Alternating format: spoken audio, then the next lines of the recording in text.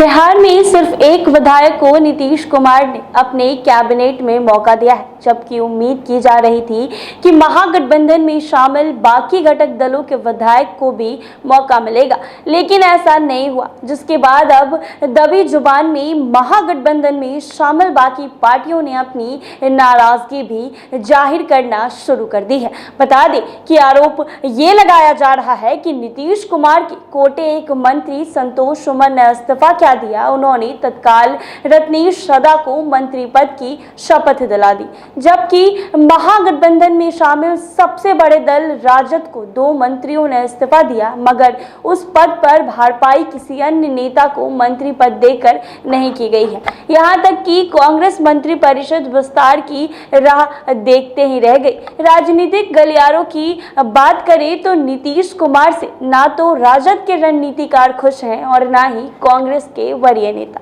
बता दें कि संतोष मांझी के जाने के बाद नीतीश कुमार ने दलित विरोध को ध्यान में रखते हुए डैमेज कंट्रोल करने के लिए 3 बार से लगातार विधायक रहे रत्नेश सदा को मंत्री पद का तोहफा दे डाला है। जबकि अंदर खाने की माने तो राजद की तरफ से भी प्रस्ताव था कि कानून मंत्री कार्तिकेय सिंह और कृषि मंत्री सुधाकर सिंह के इस्तीफे के बाद 2 मंत्री पद पर शपथ दिलाना बनता है। आपकी फिटनेस का राज क्या है?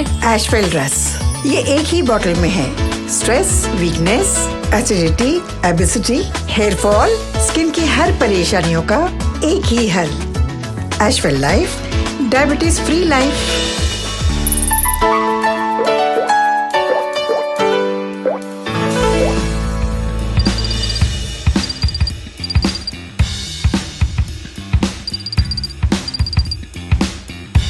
एक तो ऐसे भी राजद पर सवर्ण विरोधी होने का आरोप लगता आ रहा है। संयोग से कार्तिकेय सिंह और सुधाकर सिंह दोनों ही सवर्ण कोटा से आते हैं, मगर ये नहीं हो सका। अब 23 जून 2023 को होने वाली विपक्षी एकता मुहिम का ख्याल कर चुप रहना ही बेहतर समझा गया है। रत्नेश सदा को मंत्री परिषद में लाने को कांग्रेस राजनीति चाल मान रही है। कहा जा रहा है कि हाल ही में नेता प्रतिपक्ष की कुर्सी को जब कांग्रेस नेता अजीत शर्मा से छीना गया, तब शकील अहमद को नेता प्रतिपक्ष बनाते हुए ये कहा गया था कि मंत्री परिषद विस्तार में आपको मौका दिया जाएगा, मगर ये नहीं हुआ। इससे कांग्रेस के भीतर भी नाराजगी के स्वर हैं। जानकारों का कहना है कि नीतीश कुमार ने ये मान लिया है कि अगरों का वोट महागठबंधन को मिलने वाला नहीं है, इसीलिए राजद के 2 मंत्री सुधाकर सिंह और कार्तिकेय सिंह चूंकि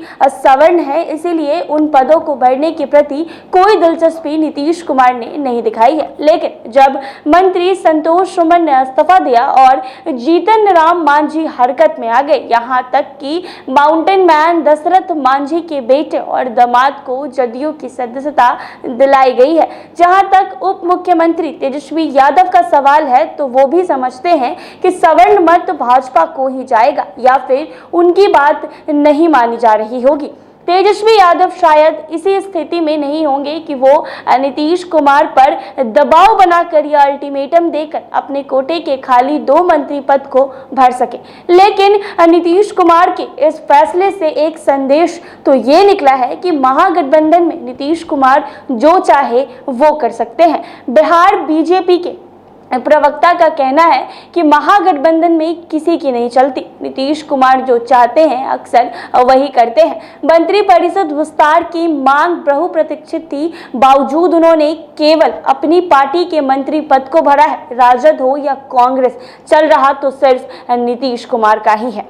ऐसे ही तमाम अपडेट्स के लिए बने रहें NBC 24 पर।